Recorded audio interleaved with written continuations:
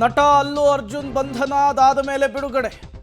ಪೊಲೀಸರ ನಡೆಯನ್ನ ಸಮರ್ಥಿಸಿಕೊಂಡಿದ್ದಾರೆ ತೆಲಂಗಾಣದ ಸಿಎಂ ರೇವಂತ್ ರೆಡ್ಡಿ. ಸಂಭ್ರಮಾಚರಣೆಯಲ್ಲಿದ್ದಂತಹ ಅಭಿಮಾನಿಗಳನ್ನ ಹುರಿದುಂಬಿಸಿದ್ರು. ಇದರಿಂದ ಪರಿಸ್ಥಿತಿ ಹತೋಟಿಯನ್ನು ತಪ್ಪಿತು. ತೆಲಂಗಾಣದ ಸಿಎಂ ರೇವಂತ್ ರೆಡ್ಡಿ ಅಲ್ಲು ಅರ್ಜುನ್ ಬಂಧನದ ವಿಚಾರಕ್ಕೆ ಸಂಬಂಧಪಟ್ಟಂತೆ ರಿಯಾಕ್ಟ್ ಮಾಡಿದ್ದು ಹೀಗೆ.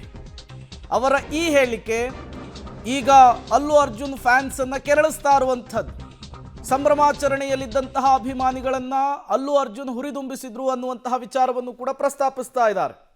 ನಟ ಅಲ್ಲು ಅರ್ಜುನ್ ಬಂಧನ ರಿಲೀಸ್ ಆಗಿರುವಂತಹ ವಿಚಾರಕ್ಕೆ ಸಂಬಂಧಪಟ್ಟಂತೆ ತೆಲಂಗಾಣದ ಸಿಎಂ ರೇವಂತ್ ರೆಡ್ಡಿ ಅವರು ಕೊಟ್ಟಂತಹ ಹೇಳಿಕೆ ಇದು. ಈಗಾಗಲೇ ಅಲ್ಲು ಅರ್ಜುನ್ ಬಂಧನದ ವಿಚಾರಕ್ಕೆ ದೊಡ್ಡ ಮಟ್ಟದ ರಾಜಕೀಯ ಕೆಸರೆರಚಾಟ ಆಗ್ತಾ ಇದೆ. ಒಂದು ಕಡೆ KCR, ಮತ್ತೊಂದು ಕಡೆ ಬಿಜೆಪಿಯ ನಾಯಕರುಗಳು ಕೂಡ ರೇವಂತ್ ರೆಡ್ಡಿ ವಿರುದ್ಧ ಮುಗಿಬೀಳ್ತಾ ಇದ್ದಾರೆ. ಇದರ ನಡುವೆನೆ ರೇವಂತ್ ರೆಡ್ಡಿ ಅವರು ಇದೇ ವಿಚಾರಕ್ಕೆ ಸಂಬಂಧಪಟ್ಟಂತೆ ಮಾತನಾಡಿದ್ದಾರೆ. ಕಾನೂನು ಎಲ್ಲರಿಗೂ ಕೂಡ ಒಂದೇ ಅನ್ನುವಂತಹ ವಿಚಾರವನ್ನು ಪ್ರಸ್ತಾಪಿಸಿದ್ದಾರೆ. ಇದರಿಂದ ಪರಿಸ್ಥಿತಿ ಕಂಟ್ರೋಲ್ ತಪ್ಪೋದಕ್ಕೆ ಕಾರಣ ಅಲ್ಲು ಅರ್ಜುನ್ ಅನ್ನುವಂತಹ ನಿಟ್ಟಿನಲ್ಲೂ ಕೂಡ ಹೇಳಿಕೆಯನ್ನು ಕೊಟ್ಟಿದ್ದಾರೆ. ಅಲ್ಲು ಅರ್ಜುನ್ ಸಪೋರ್ಟಿಗೆ ನಿಂತಹ ಫ್ಯಾನ್ಸ್ಗಳಿಗೆ, ಮೀಡಿಯಾದವರಿಗೆ ಧನ್ಯವಾದ ಹೇಳಿದ್ದಾರೆ. ಜೊತೆಗೆ ರೇವತಿ ಕುಟುಂಬದ ಕ್ಷಮೆಯನ್ನು ಕೂಡ ಮತ್ತೊಮ್ಮೆ ಯಾಚನೆ ಮಾಡಿದ್ದಾರೆ.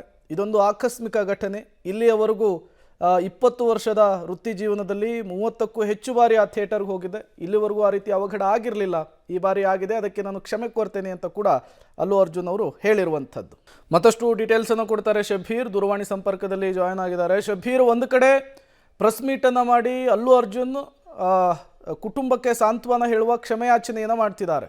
ಮತ್ತೊಂದು ಕಡೆ ನ್ಯಾಷನಲ್ ಮೀಡಿಯಾಗೆ ರೇವಂತ್ ರೆಡ್ಡಿ ಕೊಟ್ಟಿರುವಂತಹ ಆ ಇಂಟರ್ವ್ಯೂನಲ್ಲಿ ಕೊಟ್ಟಂತಹ ಹೇಳಿಕೆ, ಇವರಿಬ್ಬರ ನಡುವೆ ಏನೋ ಒಂದು ಕ್ಲಾಶ್ ಆಗಿತ್ತಾ ಅನ್ನುವಂತಹ ವಿಚಾರವನ್ನು ಕೂಡ ಮುನ್ನೆಲೆಗೆ ತರ್ತಾ ಇದೆ. ಏನೆಲ್ಲ ಬೆಳವಣಿಗೆಗಳಾಗ್ತಾ ಇದೆ ಅಂತ ಹೇಳಿ ಶಬೀರ್?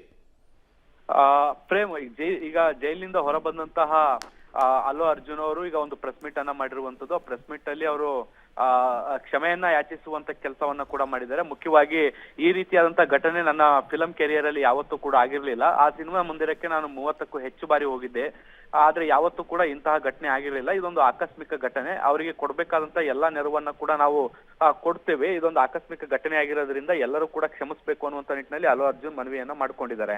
ಇದರ ಜೊತೆಗೆ ರೇವಂತ್ ರೆಡ್ಡಿ ಅವರು ಕೂಡ ಪೊಲೀಸರ ನಡೆಯನ್ನ ಸಮರ್ಥಿಸಿಕೊಂಡಿರುವಂತದ್ದು. ಯಾಕೆಂದ್ರೆ ತೆಲಂಗಾಣದ ವಿರೋಧ ಪಕ್ಷಗಳು ಸೇರಿದಂತೆ ಅವರ ಅಲ್ಲು ಅರ್ಜುನ್ ಅವರ ಅಭಿಮಾನಿಗಳು ವ್ಯಾಪಕವಾದಂತಹ ಆಕ್ರೋಶವನ್ನ ಸರ್ಕಾರದ ವಿರುದ್ಧ ವ್ಯಕ್ತಪಡಿಸ್ತಿದ್ರು.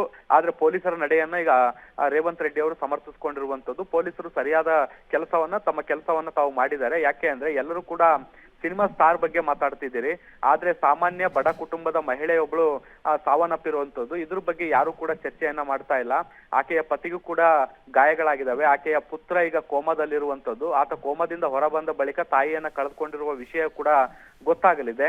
ಅವರಿಗೆ ಉತ್ತರವನ್ನ ಕೊಡುವಂತದ್ದು ಹೇಗೆ, ನಾವು ಆ ಒಂದು ದೃಷ್ಟಿಕೋನದಲ್ಲೂ ಕೂಡ ಯೋಚನೆ ಮಾಡ್ಬೇಕಾಗತ್ತೆ. ಜೊತೆಗೆ ಸಿನಿಮಾ ಸ್ಟಾರ್ಗಳು ಸೂಕ್ಷ್ಮವಾಗಿ ವರ್ತಿಸಬೇಕು ಅನ್ನುವಂತ ನಿಟ್ಟಿನಲ್ಲೂ ಕೂಡ ಅವರು ಒಂದು ಸಲಹೆಯನ್ನ ಕೊಟ್ಟಿರುವಂತದ್ದು. ಅಲ್ಲು ಅರ್ಜುನ್ ಅವರು ಸಿನಿಮಾ ಮಂದಿರಕ್ಕೆ ಬಂದಂತ ಸಂದರ್ಭದಲ್ಲಿ ಸಿನಿಮಾ ನೋಡಿ ವೀಕ್ಷಣೆ ಮಾಡಿ ಹೊರ ಬಂದ ಬಳಿಕ ನೇರವಾಗಿ ಅವರು ವಾಪಸ್ ತೆರಳಲಿಲ್ಲ, ಅಭಿಮಾನಿಗಳನ್ನ ಹುರಿದುಂಬಿಸುವಂತ ಕೆಲಸ ಮಾಡಿದ್ರು. ಹೀಗಾಗಿ ಈ ಒಂದು ಕಾಲ್ತುಳಿತ ಸಂಭವಿಸಿರುವಂತದ್ದು ಅನ್ನುವಂತ ನಿಟ್ಟಿನಲ್ಲಿ ಅವರು ಪೊಲೀಸರ ನಡೆಯನ್ನ ಸಮರ್ಥಿಸಿಕೊಂಡಿದ್ದಾರೆ. Prem, okay, thank you Shabbir ತಮ್ಮೆಲ್ಲ ಮಾಹಿತಿಗಾಗಿ.